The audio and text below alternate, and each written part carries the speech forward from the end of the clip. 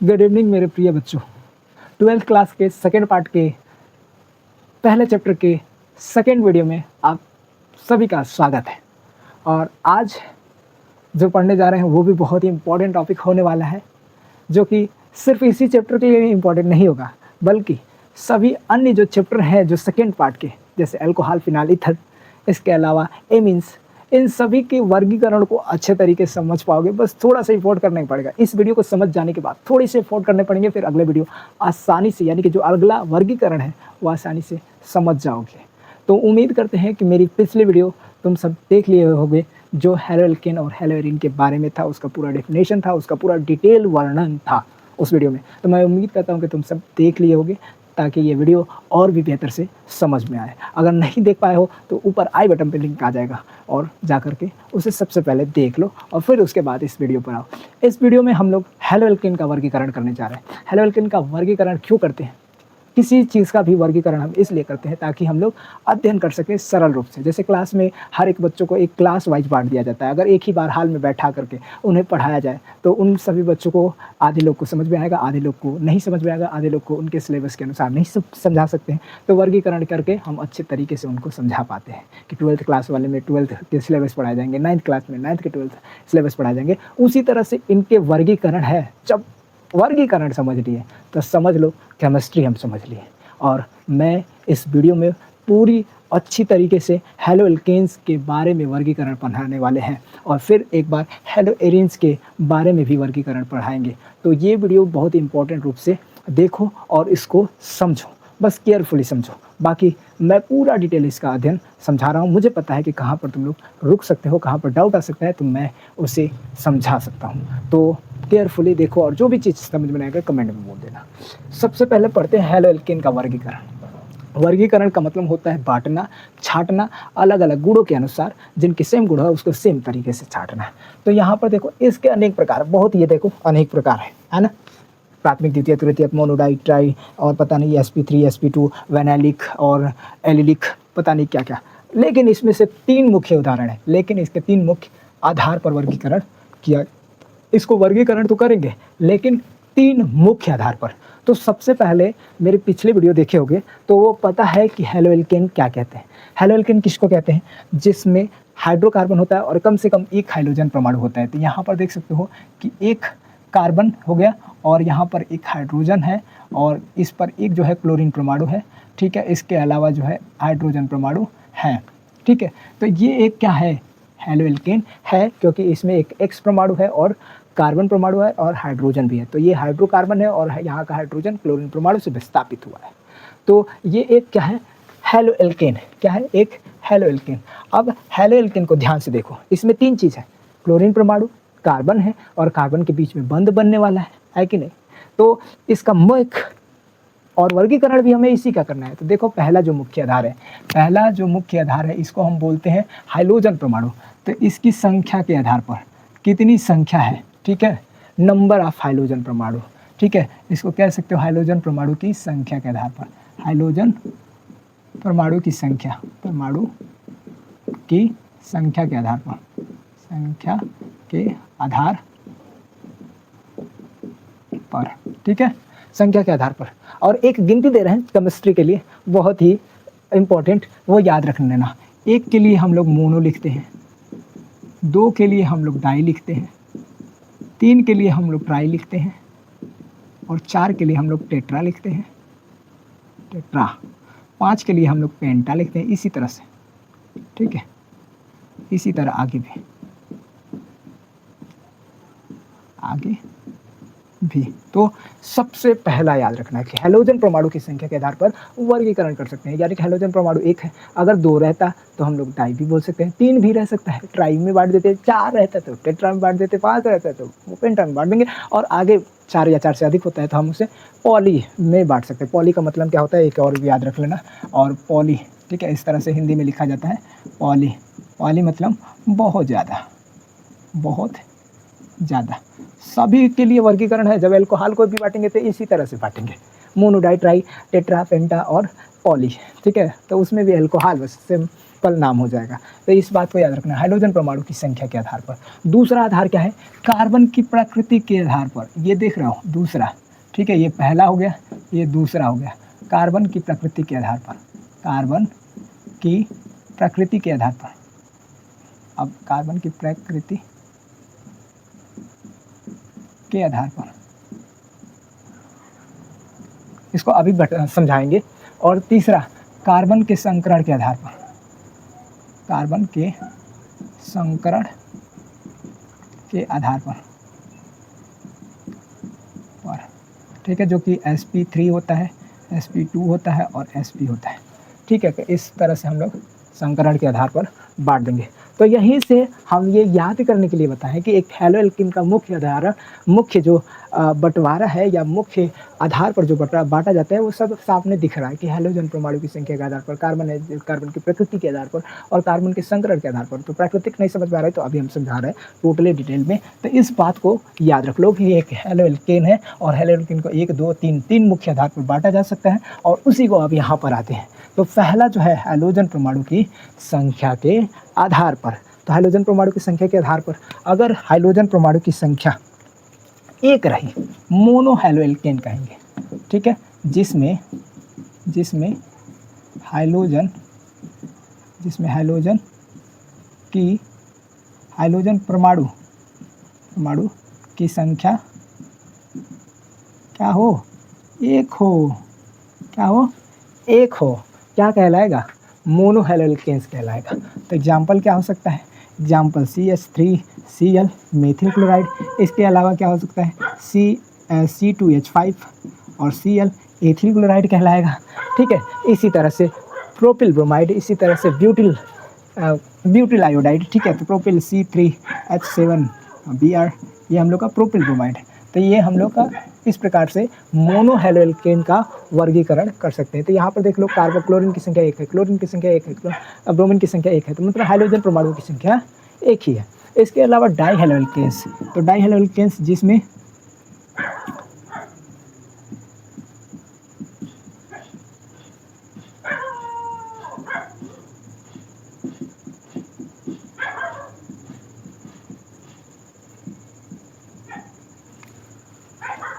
इसी तरह से डाई हैलो एल्केन जिसमें हाइड्रोजन परमाणु की संख्या 2 हो, यानी कि CH2 और Cl2।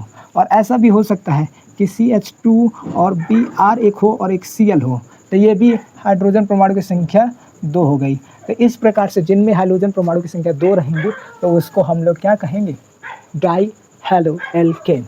ठीक है, तीसरा जिसमें हाइड्रोजन परमाणु की संख्या 3 हो, उदाहरण एग्जाम्पल है ये। अब इसी तरह से तीसरा ट्राई हैलो एल्केन, ट्राई मतलब 3, हैलो एल्केन मतलब जिसमें हाइड्रोजन और कार्बन हो, तो जिसमें हाइड्रोजन परमाणु की संख्या 3 हो। तो यानी कि यहाँ पर एग्जाम्पल के तौर पर देख सकते हो CH और Cl3, जिसे हम क्लोरोफॉर्म भी कहते हैं, CH और I3 जिसे हम लोग आइडोफॉर्म भी कहते हैं। तो इस प्रकार से क्लोरीन की संख्या 3 है और आयोडीन की संख्या 3 है। और इसी तरह से CH और Cl और F2, ठीक है, क्लोरीन और फ्लोरीन है। इसके अलावा भी और भी हो सकते हैं, जैसे C और Cl2F2। ठीक है, तो यह इस प्रकार से हम लोग लिख सकते हैं। और इसमें देख सकते हो कि 1 मिनट, इसमें 4 हो गया, तो ये नहीं होगा, इसमें 3, फ्लोरीन की 2 और क्लोरीन की 1, 3 है। और यहाँ पे I3 है, यहाँ पे Cl3 है, तो इसलिए इसे ट्राई हैलो एल्केन कहेंगे। अब अगला, जिसमें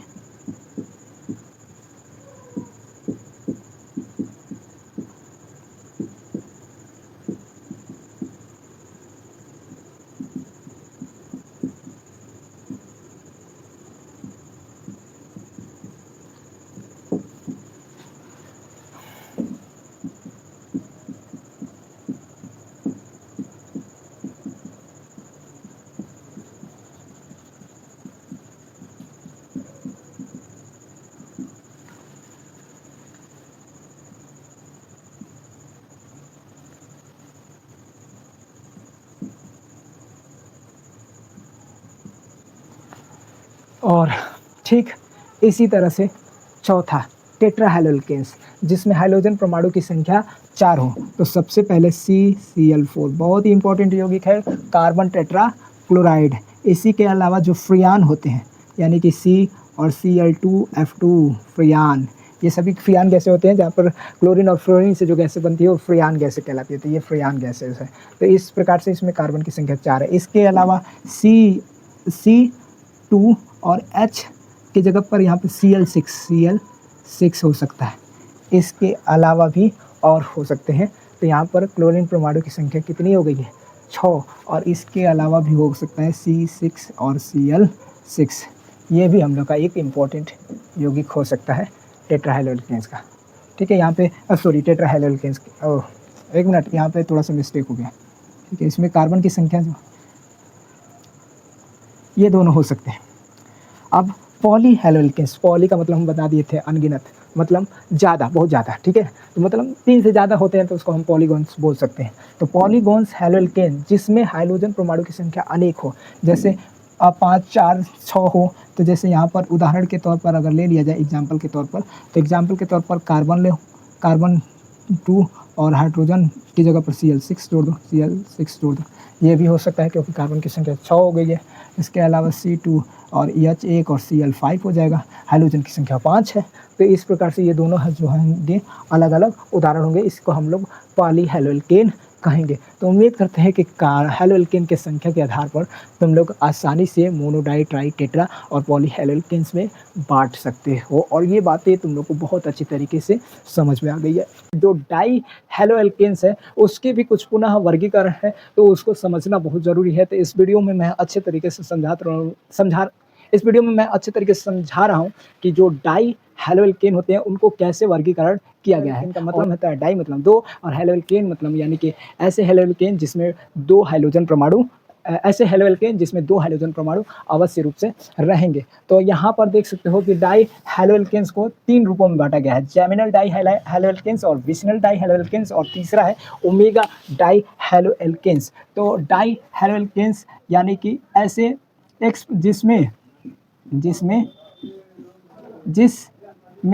एक्स परमाणु की संख्या कितनी हो? 2, संख्या 2 हो। ठीक है, तो उसको हम लोग ऐसे हेलोल्केन जिसमें डाई हेलोल्केन्स जिसमें एक्स परमाणु की संख्या कितनी हो? 2 हो। अब geminal die haloalkanes, vicinal die haloalkanes और ओमेगा डाई हेलोल्केन्स में बांटा गया। तो जेमिनल डाई हेलोल्केन्स क्या होते हैं? अब यहाँ पर देखो, दोनों हाइड्रोजन परमाणु, एक्स परमाणु एक ही कार्बन से जुड़े हो।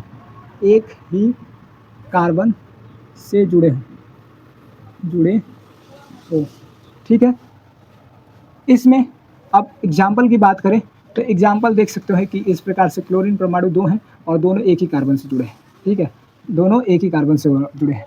तो इसको हम लोग जेमिनल डाई हाइलाइट कह सकते हैं या जेमिनल डाई हेलोल्केन कह सकते हैं। इसके अलावा यहाँ पर कार्बन परमाणु है और ये देख सकते हो कि क्लोरीन परमाणु से ही जुड़े हैं। चलो ब्रोमीन परमाणु से इस बार जोड़ देते हैं, ब्रोमीन परमाणु से और एक क्लोरीन परमाणु से जुड़ा हो। ठीक है, एक H और ये CH2 और CH3। तो यहाँ पर भी देख सकते हो कि कार्बन है और कार्बन एक ही कार्बन से 2 हाइड्रोजन परमाणु जुड़े हैं। तो ये भी कार्बन जो है एक जेमिनल डाई हेलोल्केन ही कहलाएगा। अब विसिनल डाई हेलोल्केन्स दोनों परमाणु अलग अलग समीप वाले, दोनों एक्स परमाणु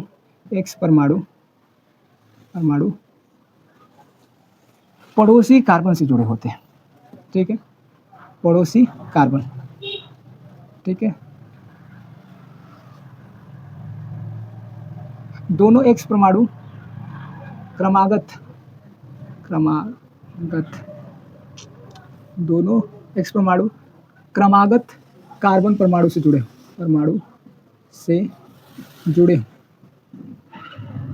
ठीक है, अब यहाँ पर देखो, ये कार्बन है, ये अगला कार्बन है, इससे एक एक्स परमाणु जुड़ा है और इससे एक एक्स परमाणु जुड़ा है, बाकी H2।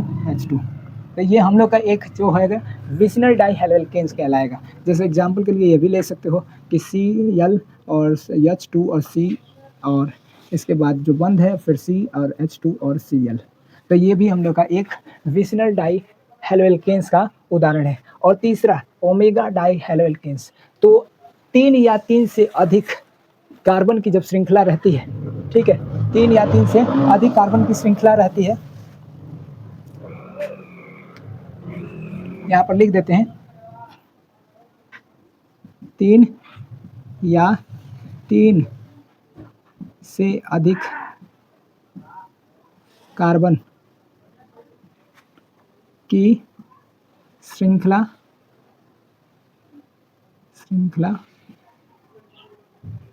के सिरे पर दोनों श्रृंखला के दोनों सिरे पर जुड़े हों, ठीक है। ओमेगा डाइहेलोल्केन्स 3 या 3 से अधिक कार्बन। तीसरा देख लो, ओमेगा डाइहेलोल्केन्स क्या होते हैं? 3 या 3 से अधिक कार्बन की श्रृंखला के दोनों सिरों पर जुड़े हों। तो यहाँ पर देख सकते हो कि अगर 3 से अधिक CH2 3 से 3 बना दिए और इसके X परमाणु यहाँ पे जोड़ दिए, एक परमाणु यहाँ पे जोड़ दिए, तो डाइहेलोल्केन हो गया और इसको हम लोग ओमेगा डाइहेलोल्केन कहेंगे। फिर इसके अलावा जो है Cl, ठीक है, फिर CH2, फिर CH2 और फिर CH2, फिर CH2, फिर CH2 और यहाँ पर एक जो है, चलो ब्रोमीन ही लगा सकते हैं या क्लोरीन भी लगा सकते हैं। तो यहाँ पर एक हाइड्रोजन परमाणु, 2 हाइड्रोजन परमाणु, तो डाई हेलो और ये पूरा एल्केन है, तो डाइहेलोल्केन, ओमेगा डाइहेलोल्केन, क्योंकि किनारे पर सिरों पर लगा हुआ है। देखो दोनों सिरों पर, ये पहला सिरा है, ये दूसरा सिरा है, तो इस तरह से ये पहला सिरा है, ये दूसरा सिरा है, तो दोनों सिरों पर लगा हुआ है। तो इस वजह से इसको हम लोग क्या बोलेंगे? ओमेगा डाइहेलोल्केन्स बोलेंगे। तो जितने भी मुख्य वर्गीकरण थे हेलोल्केन का, मैंने सभी को बताया है, कुछ भी छूटा नहीं है। तो इस बात को याद रखना। और सिर्फ ये जो वीडियो है सिर्फ हेलोल्केन में ही काम नहीं आएंगे, ये एल्कोहल, अन्य जो इंपॉर्टेंट यौगिक हैं, ईथर, कीटोन, एल्डिहाइड, सबको वर्गीकरण करने के लिए बहुत ही उत्तरदायी है। बस जहाँ पर हेलोल्केन लगा है वहाँ पर बदल करके क्रियात्मक समूहों का नाम लिखा जाएगा। तो ये वीडियो ज़रूर से ज़रूर देखना और इसको पूरी अच्छी तरीके से समझना और ये भी बताना कि मेरे पढ़ाने का तरीका कैसा लगा। और मैं धन्यवाद देता हूँ कि तुम सीखने की जिज्ञासा है और अभी तक इस वीडियो को देख रहे हो। और मैं तुमसे यही उम्मीद करूँगा कि यदि तुम लोगों को इस वीडियो से सीखने को मिला है तो ज़रूर से ज़रूर मेरी मेहनत को सपोर्ट करना। धन्यवाद।